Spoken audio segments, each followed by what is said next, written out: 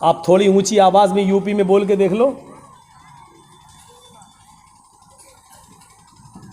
نہیں بول پاؤ گے۔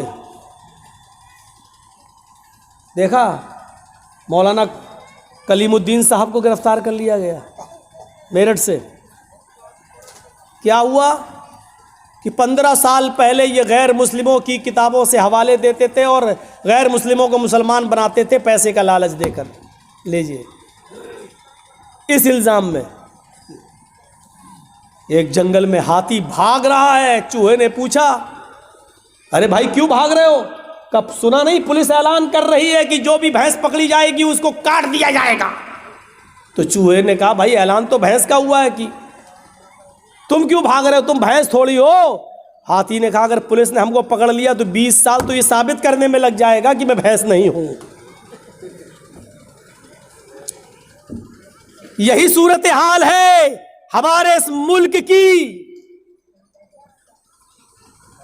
ابھی ایک پولیس والے آئے، کوئی بھی ایک الزام لگا کے اندر ڈال دو، 10 سال کی پہلے ضمانت نہیں ہو رہی ہے، چھوٹ نہیں رہے، 10 سال جیل میں، 10 سال کے بعد پتہ چلتا ہے مولانا جرجیس کو باعزت بری کیا جاتا ہے، کوئی ثبوت نہیں ملا، 10 سال ہمیں یہ ثابت کرنے میں لگ جاتا ہے کہ ہم نے یہ جرم نہیں کیا۔ ڈاکٹر کفیل صاحب دیکھ رہے ہیں ہمارے گورکھپور کے اندر، گرفتار کر لیا گیا، راسو کا دیش دروہی کا مقدمہ لگایا گیا، ہائی کورٹ 6 مہینے کے بعد، 8 مہینے اور 9 مہینے کے بعد ان کو بیل دیتی ہے اور یہ کہتی ہے کہ ڈاکٹر کفیل کے بھاشن میں، ان کی تقریر میں ایسے کوئی جملے نہیں ملتے جس سے دیش دروہی ثابت ہو۔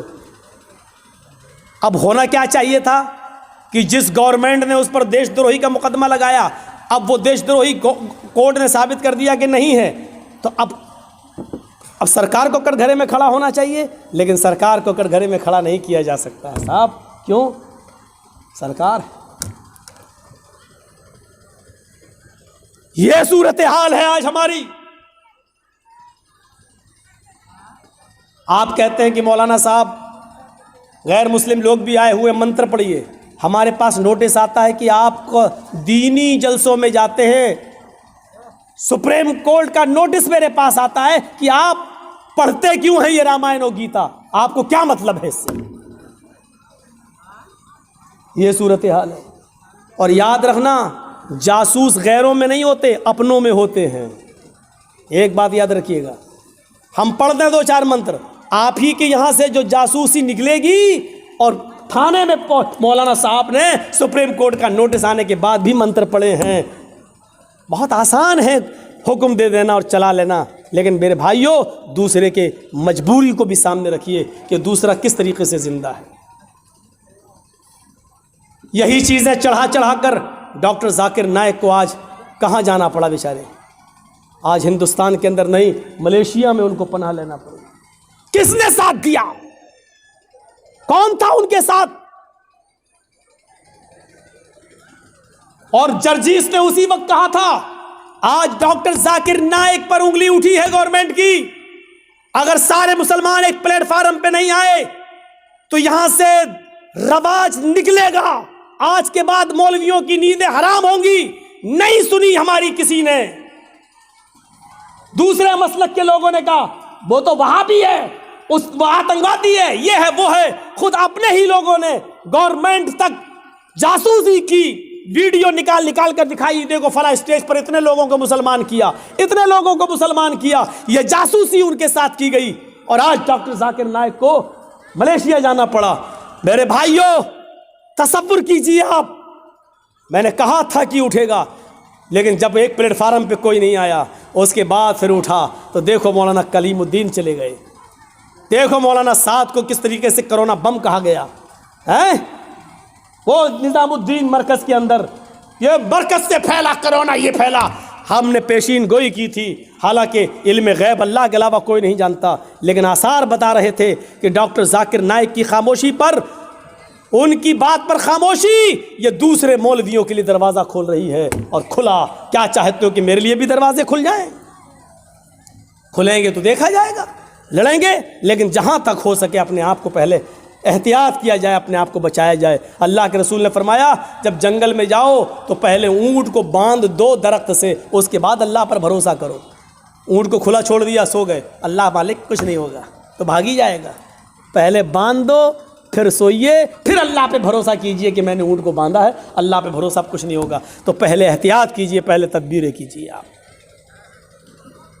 وہ چرواہا تھا جنگل کا, اور کیا کہہ رہا عمر سے, 22 لاکھ مربع میل پر حکومت کرنے والی شخصیت سے, خاموش, مجھے بتا رہے ہو اپنے مالک سے کہہ دینا, میں تجھے تو جانتا نہیں ہوں کہ تو کون ہے, لیکن اتنا سن, میں محمد رسول اللہ کا امتی ہوں. حضرت عمر کان لگا کر اس کی بات کو سن رہے ہیں. میں محمد رسول اللہ کا ماننے والا ہوں, تم نے مجھے جو مشورہ دیا, میرا مالک بہت نیک ہے, اگر ایک بکری میں تمہیں بیچ بھی دوں اور اس کی قیمت لے بھی لوں تو میرا مالک مجھے کچھ نہیں کہے گا. میں کہہ دوں کہ بکری بھیڑیا کھا گیا تو میرا مالک میرا یقین بھی کر لے گا, لیکن دنیا میں تو میں اپنے مالک سے جھوٹ بول جاؤں گا, لیکن قیامت کے دن میں اس مالک کو کیا جواب دوں گا جو میرے مالک کا بھی مالک ہے. جا یہاں سے. غور کیجئے اس تقوی کی روشنی میں ہم کیسے لگ رہے ہیں. لال بتھانی کے لوگوں, ایمانداری کے ساتھ بتانا, اس چرواہے کے تقوی کی روشنی میں ہم کیسے لگ رہے ہیں. ہم اپنے گریبان میں بٹن کھول کر ذرا چھانکیں تو ہم کتنے % مسلمان نظر آ رہے ہیں. اس واقعے کی روشنی میں ذرا اپنے ضمیر کو جھنجھوڑ کر دیکھیں کہ ہم کہاں کھڑے ہیں. ہم اپنے آپ کو مسلمان کہلانے کے لائق ہیں بھی یا نہیں ہیں. ذرا غور کر کے دیکھیں, ہم اپنے ضمیر سے ذرا پوچھیں, اپنے ضمیر سے ذرا سوال کریں, اپنے دل سے ذرا پوچھیں. میں یہ نہیں کہہ رہا ہوں ہم مولوی بھی گناہ گار ہیں, ہم لوگ بھی گناہ گار ہیں, مولوی بھی انسان ہوتا ہے, فرشتہ نہیں ہوتا ہے. غلطی آپ کی نظریے کی ہے, آپ نے مولویوں کو فرشتوں کی نظر سے دیکھنا شروع کر دیا ہے. آپ نے مولوی کو فرشتے کی نظر سے دیکھنا شروع کر دیا ہے. نہیں, مولوی فرشتہ نہیں ہوتا ہے, وہ بھی غلطی کر سکتا ہے, وہ بھی خطا کر سکتا ہے, اس سے بھی غلطی اور خطا ہوتی ہے. انسان ہیں ہم. جب اللہ کے نبی کہہ رہے ہیں کہ میں نے مارنے کے لیے مسواک اٹھائی لیکن مجھے ڈر لگ گیا, میں یہاں کانپ گیا, کیا اے محمد صلی اللہ علیہ وسلم اس لڑکی کو, اس خادمہ کو جو مارنے جا رہے ہو, کہیں ایسا تو نہیں اس کی غلطی سے زیادہ تمہاری سزا ہو جائے دی ہوئی. اگر اس کی غلطی کم پڑ گئی اور آپ کی یہ چھڑی, آپ کی یہ مسواک سے اس کو تکلیف اس سے زیادہ لگ گئی تو ہو گئی, تو قیامت کے دن آپ اپنے رب کو کیا جواب دیں گے؟ قیامت کے دن کیا منہ دکھائیں گے؟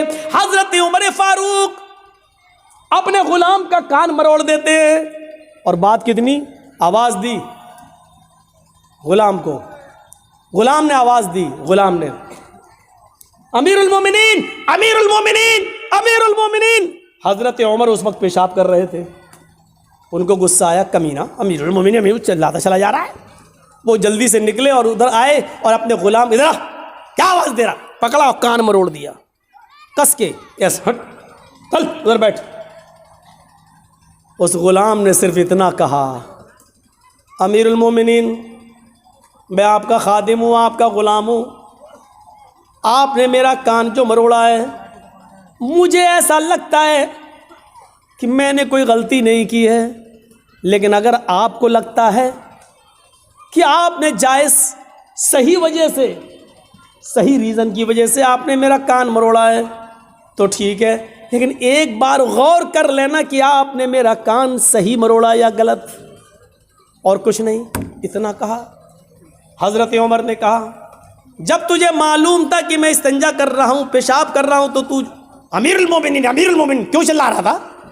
اس نے کہا, امیر المومنین اس ذات کی قسم جس کے قبضے میں میری جان ہے, اگر مجھے معلوم ہوتا کہ آپ فلاں جگہ بیٹھ کر استنجا کر رہے ہیں, پیشاب کر رہے ہیں, تو میں آپ کو نہیں بولتا. میں اتنا پاگل نہیں ہوں کہ دیکھ لوں کہ کوئی آدمی پیشاب کر رہا اور اس کے باوجود بھی چلاتا رہوں. مجھے معلوم ہے کہ بغیر استنجا کیے ہوئے کوئی آ ہی نہیں سکتا ہے, تو میں کیوں چلاتا, مجھے نہیں معلوم تھا. حضرت عمر نے کہا, تم ٹھیک کہہ رہے ہو, ادھر آؤ. جتنی زور سے میں نے تمہارا کان مروڑا ہے, تم بھی میرے کان کو اتنی تیز, اتنی سختی کے ساتھ تم بھی مروڑ لو. اس نے کہا, امیر المومنین آپ کو اپنی غلطی کا احساس ہو گیا, ہم نے آپ کو معاف کر دیا. حضرت عمر کہتے ہیں, نہیں, اب تو میں اس کان کو مروڑ کر اپنا بدلہ لینا ہوگا. اس نے کہا, میں نے معاف کر دیا. کہا, نہیں, تم مجھے اس لیے معاف کر رہے ہو کیونکہ میں تمہارا مالک ہوں, میں تمہارا آقا ہوں, تم میرے غلام ہو, اس لیے میرے ڈر سے تم معاف کر رہے ہو. اس نے کہا میں اللہ کے لیے آپ کو معاف کر رہا ہوں. کہا نہیں نہیں, میں انتقام دوں گا, تم اپنا بدلہ لے لو. جب حضرت عمر نے ضد کی تو اس نے کان مروڑ دیا. حضرت عمر کو معلوم تھا کہ میں نے اس کا کان کتنی تیز مروڑا. کہا اور تیز, اور تیز. نہیں, ابھی بھی تم رعایت کر رہے ہو, اور تیز. جب حضرت عمر کو لگا کہ ہاں اتنا تیز میں نے اس کا کان اینٹھا ہوگا, تو حضرت عمر فاروق کان کو اینٹواتے جا رہے ہیں اور کہتے جا رہے ہیں, آئے عمر دیکھ لے تیری اوقات کیا ہے, آئے عمر دیکھ لے تیری اوقات کیا ہے, تیری حیثیت کیا ہے. ایک معمولی غلام تیرا کان مروڑ رہا ہے اور تو اپنے آپ کو امیر المومنین سمجھ رہا ہے, اپنے آپ کو حاکم سمجھ رہا ہے, اپنے آپ کو امیر المومنین تصور کر رہا ہے. اس طریقے سے جملے کہہ کہہ کر اپنے تکبر کو ختم کرتے تھے کہ تکبر ہمارے اندر نہ آ جائے. ایک معمولی غلام تمہارا کان پکڑ کے اینٹ رہا ہے اور تم اپنے آپ کو امیر المومنین سمجھ رہے ہو. یہ اسلام کی تعلیم کا, تعلیمات کے اثرات تھے جو صحابہ کرام کی زندگی پر مرتب ہوئے. میرے بھائیوں, ایک ہلکا سا کان مروڑ دیا تو اس کا بھی بدلہ دے رہے ہیں. ہم نے کتنے لوگوں پر ظلم کیے ہیں, کبھی ان کی امانتوں کو واپس کرنے کی کوشش کی ہے, کبھی آپ نے معافی مانگنے کی کوشش کی ہے. یاد رکھنا, مولانا جرجیس 15-16 سال کے بعد اس لال بتھانی میں آئے ہیں.